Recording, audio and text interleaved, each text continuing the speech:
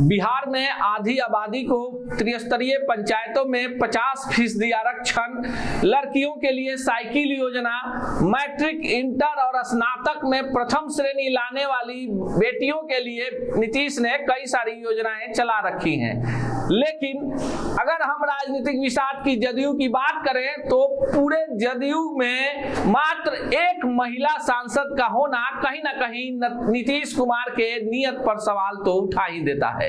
नमस्कार, मेरा नाम अनूप नारायण सिंह है और आप बिहार टॉक के डिजिटल प्लेटफॉर्म को देख रहे हैं। पिछले लोकसभा चुनाव अर्थात 2019 में जदयू ने भाजपा के साथ गठबंधन करके बिहार के 17 लोकसभा क्षेत्रों में अपने उम्मीदवार उतारे थे, जिसमें 16 उम्मीदवार चुनाव जीतने में सफल हो गए थे और जदयू ने एकमात्र महिला प्रत्याशी को सिवान से उतारा था, जो उस वक्त दरौदा से जदयू की विधायक थी। नाम है कविता सिंह। कविता सिंह की अपनी एक विशिष्ट पहचान रही है। ये सिवान के चर्चित चेहरे अजय सिंह की धर्मपत्नी है।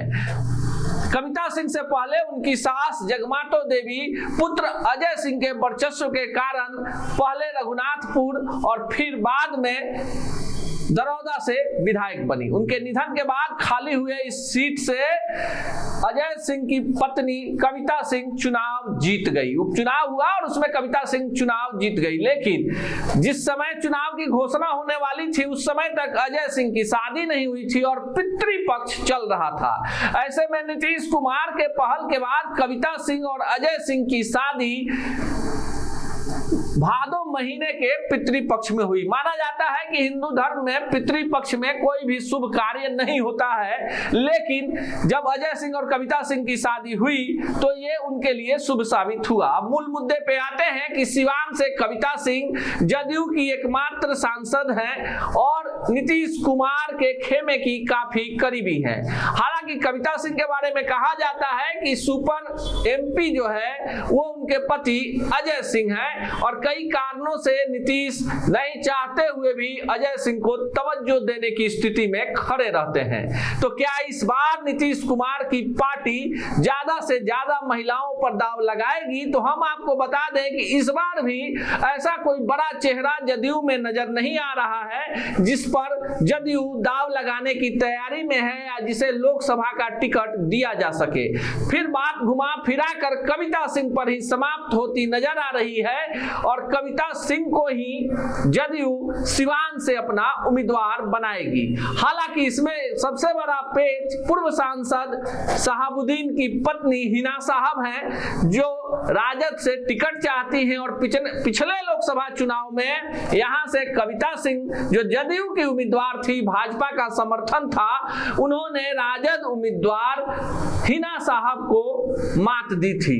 अब हिना साहब और कविता सिंह का वोट बैंक एक है।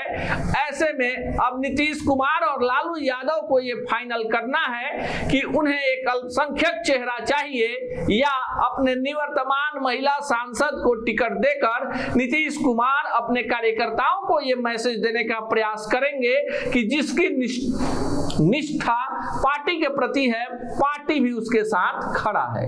हालांकि कई सारे और भी नाम हैं अन्य लोकसभा क्षेत्रों में जो जदयू से टिकट चाहते हैं। ऐसा ही एक नाम आरा से मीना सिंह का भी हुआ करता था, लेकिन मीना सिंह ने लोकसभा चुनावों के पहले ही भाजपा का दामन थाम लिया है। अब वो राजनीतिक रूप से पूरी तरह से स्थिर हो गई हैं और उनकी विरासत उनके पुत्र विशाल सिंह ने संभाल रखी है। चर्चा है कि विशाल सिंह शाहाबाद के किसी क्षेत्र से चुनाव लड़ सकते हैं। लवली आनंद भी एक बड़ा नाम है, लेकिन जदयू के टिकट पर नहीं, राजद के टिकट पर वैशाली से चुनाव लड़ना चाहती हैं।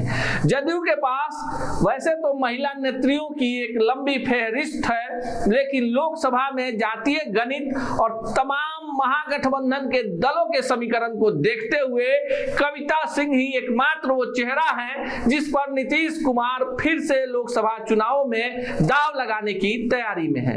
इसी तरह की तथ्यपरक खबरों के साथ आएंगे और आपको बताएंगे। देखते रहिए बिहार टॉक को। ऐसी ही खबरों के लिए जुड़े रहिए बिहार टॉक से। यूट्यूब पर लाइक और सब्सक्राइब करें, बेल आइकन जरूर दबाएं। फेसबुक, ट्विटर और इंस्टा पर फॉलो करें।